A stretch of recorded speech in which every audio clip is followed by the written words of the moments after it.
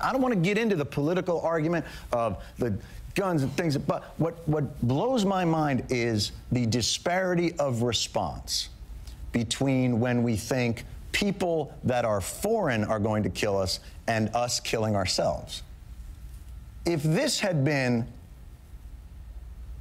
what we thought was Islamic terrorism, it would fit into our... We invaded 2 countries and spent trillions of dollars and thousands of American lives, and now fly unmanned death machines over like 5 or 6 different countries, all to keep Americans safe. We got to do whatever we can. We'll torture people. We got to do whatever we can to keep Americans safe. 9 people shot in a church. What about that? They're already using the nuanced language of lack of effort for this. This is a terrorist attack. Welcome back to Morning Joe. What do you think of that?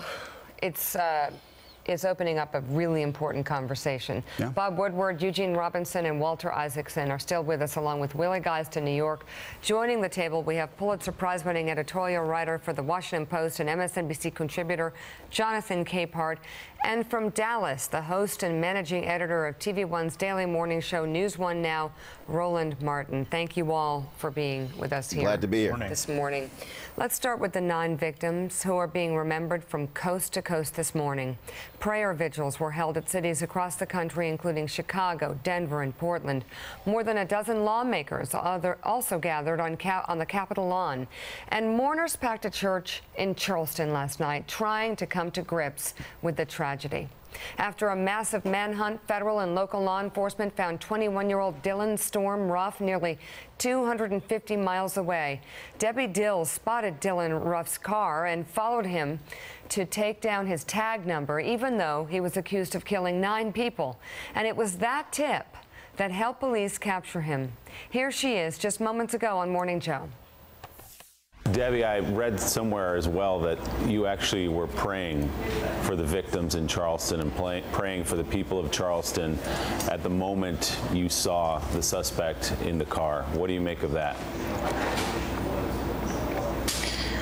I was praying for him, and I had been praying for him since the night before when I heard it. It was horrific. I had went to church myself that night, that same night, and came home and heard that on the news, and I can't imagine the fear that had to be in their hearts. And they were there just studying the Word and trying to get closer to the Lord and learn more about what He wants for their lives. And they were shot and they were massacred, and they didn't deserve that. They did not deserve that. And it should be all, right now, it should be all about them and their families and the hurt. And after waiving extradition, he was flown back to South Carolina in shackles. He will be in court this afternoon for a bond hearing. Ruff is accused of calmly going into the Emmanuel AME Church and sitting in a Wednesday night Bible study for a better part of an hour before killing 9 people, including some of its most senior members. Jonathan, we've been going over this tragedy for the past hour, and it's impossible to make sense of it, but also talking about other tragedies. The president talked about it in a press conference yesterday.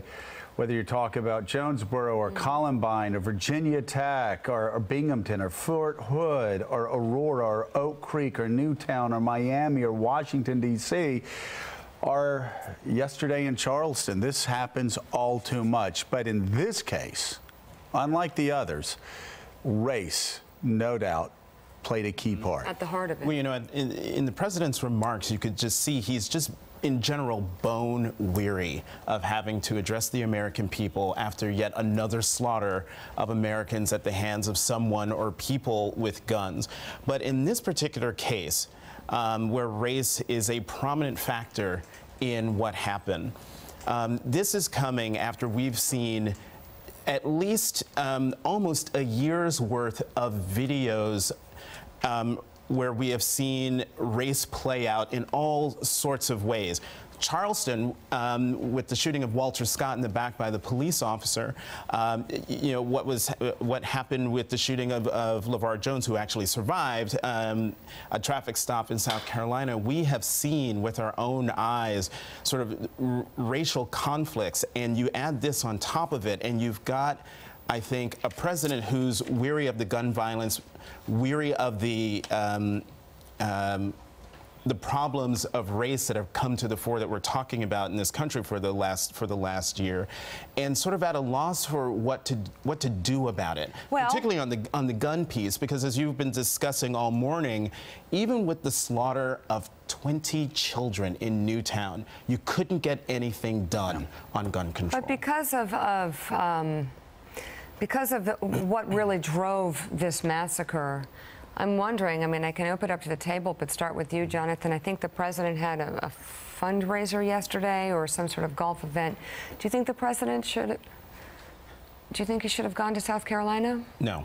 Okay. No, I mean, you don't think the president should have gone to South Carolina? We have this knee-jerk. Why shouldn't he have gone to South Carolina? We have this knee-jerk reaction that every time something happens, the president must go. The president immediately has to go, and you know, we have to keep in mind that when the president goes somewhere, it's not just him dropping in and paying condolences. All sorts of things happen that disrupt things that need to go on. So it's not that he has to go immediately. Gene Robinson, this isn't a hurricane. This is where the President of the United States, unlike anybody else in the world, could go down and comfort. This seems to me to have been an event of all events that the president should have gone to, or at least canceled a fundraiser and said, I'm not going golfing this weekend. Well, I think it would have been great had the president gone. I realize it's difficult for him to go anywhere immediately. I hope he still does go. I hope he goes to Charleston, and I hope he does so soon. And I hope he gets beyond what I think is the understandable, you called it bone weariness, but he sounded, there was a resignation, a sense of resignation in his remarks yesterday. And I hope he kind of bounces back from that, because at the end of the day, you're still the president of the United States. You're the most powerful man in the world. And you may not be able to accomplish all that you can, but there's got to be something you can do.